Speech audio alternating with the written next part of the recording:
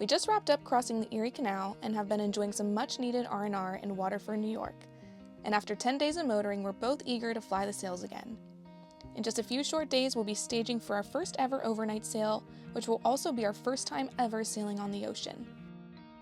Before that can happen, we need to get Atlas down to the Catskills so that we can get our mast and sails put back up, and hopefully figure out our autopilot, which stopped working during our trip across Lake Erie. We've got a couple of busy days ahead of us as we head south down the Hudson River.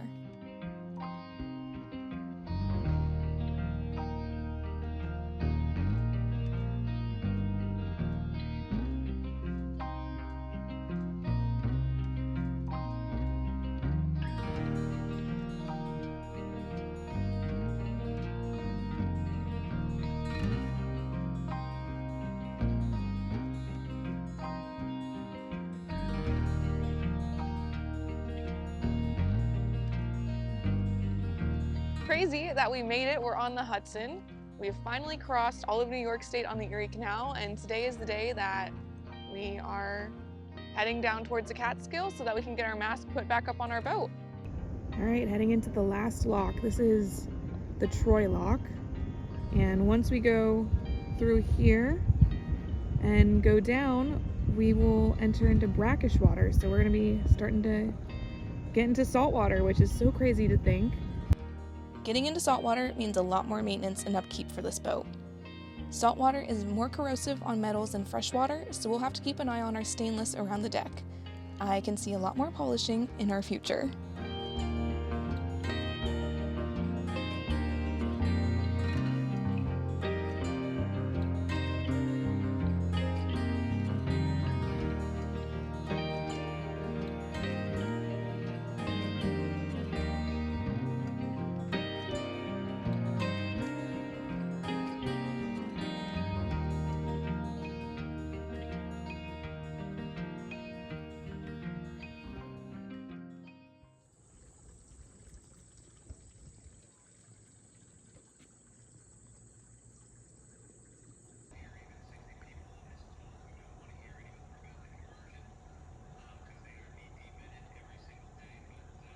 So since our last update, the boat's looking a little bit different than when it looked last time. We are back as a sailboat. We got to Hoppano's Marina in the Catskills, which I think is a pretty popular marina for sailors to get their mast put back up. After some troubleshooting, our autopilot is actually back up and running, which is really exciting. It has not been working since we left Sandusky, Ohio, back at the start of August, and we're now closing in on the end of the month, so we didn't really need it for the canal, but it's definitely going to be needed when we cross from the Hudson to the Delaware Bay. So it's a big peace of mind knowing that that's back up and, knock on wood, working for the time being. We're making a small trip today from Catskills down to Norrie State Park. We're kind of in a waiting game right now, waiting for a good weather window for us to cross from the Hudson to the Delaware. So in the meantime, while we're waiting for that weather window, we're just slowly making our way south down towards New York City. Dylan goes into more detail about how he resolved the issues we had with our autopilot later in the video.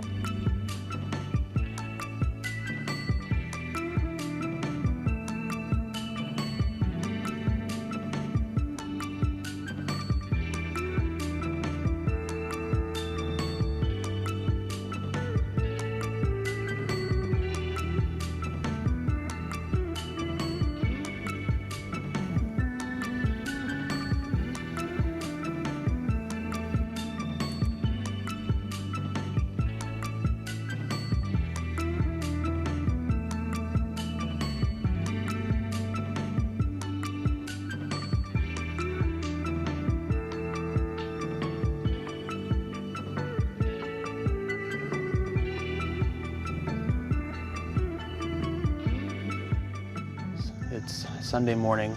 It's about 7:30. Today we have a long but exciting day. We're here in Haverstraw, New York. We've been here for a couple days in Haverstraw Cove. It's very well protected. But yeah, so today we are going past Manhattan, through New York City, around the Statue of Liberty, and then down into Atlantic Highlands to stage for a potential weather window this week. So we'll see how that plans out. There's a high pressure pushing in and a cold front pushing out today.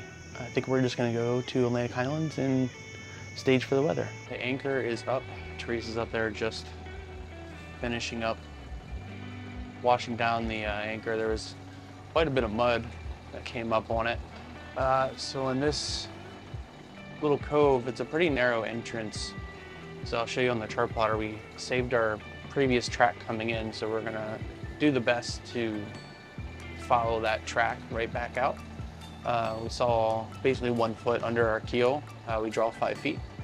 And that was at low tide, and we are about at low tide again. So we'll see, should be able to get out without any issues. You just kind of hug the shoreline here.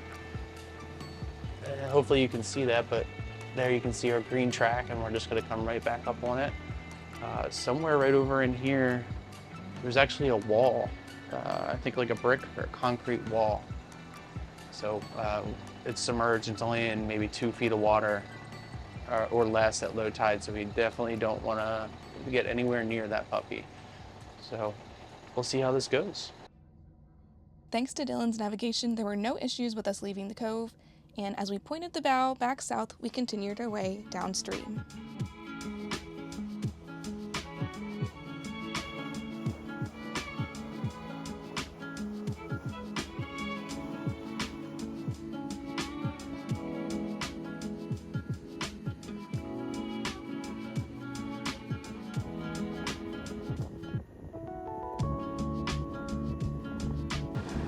I don't know if you can see what's behind me, but we're coming up on New York City, and I just wanted to swing the camera around and show you how cool this looks coming in on the Hudson like this.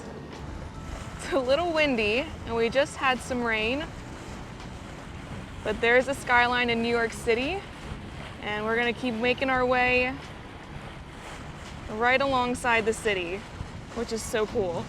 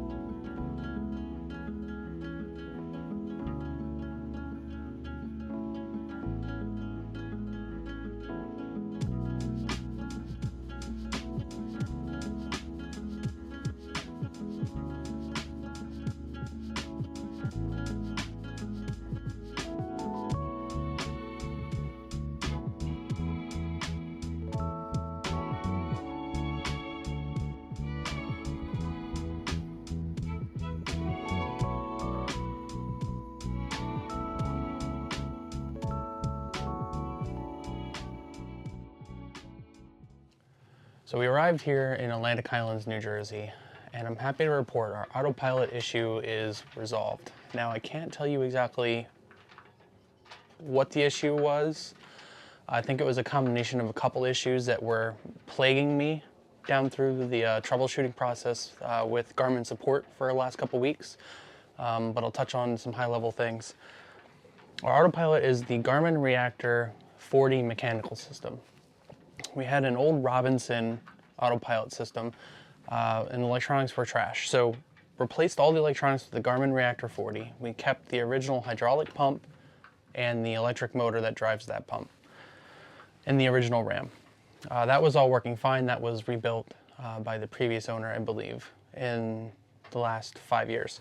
Through our troubleshooting process, we talked with Garmin support, who has been fantastic, and they actually sent us a new autopilot controller, specifically the ECU, electronic control unit. This guy is like the brains of everything and determines where the boat is heading and how to course correct, and sends the power to the electric motor, which is what we thought was the reason why the autopilot was staying engaged but just no longer driving the motor. That turned out to partially be true. After we put in the new controller, we still had an issue, Ultimately, I went to the electric motor itself to see how the carbon brushes looked. And the carbon brushes transfer the electrical power to the electric motor and allow it to spin. And these brushes are a wearable component, and in these brushes there's a little notch missing on both of the brushes, just out of the corner.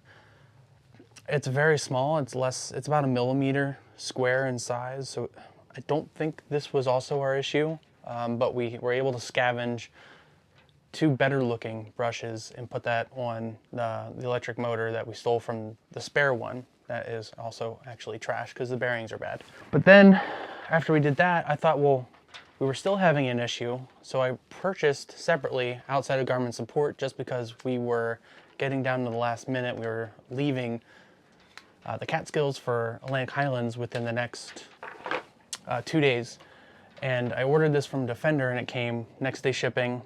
And this is the autopilot rudder feedback sensor. Basically, this tells this ECU where the rudder is on the boat, if it's centered left or right.